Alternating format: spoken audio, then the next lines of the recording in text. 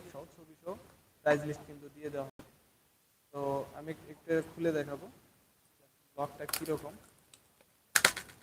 আর এটা কিন্তু সবই স্টেনলেস স্টিল প্লাস হচ্ছে আপনার যে ইগুলো থাকে সেটা।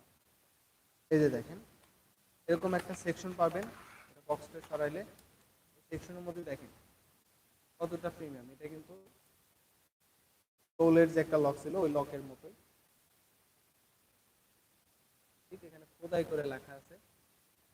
আর এটা কিন্তু অ্যাসিড দিলে কোনোভাবে দিতে পারবে না। আর এখানে চাবি পাচ্ছেন হচ্ছে 3টা পাবেন। আর এইটা হচ্ছে আপনার যে লকটা সেটা, আর হোল্ড করার জন্য হোল্ডারটা আপনার কিন্তু কাজে দিবে, লক হোল্ডার। আর এটা হচ্ছে প্যাসিফিকের যে D1 লক, সেই D1 লক 3টা চাবি পাবেন।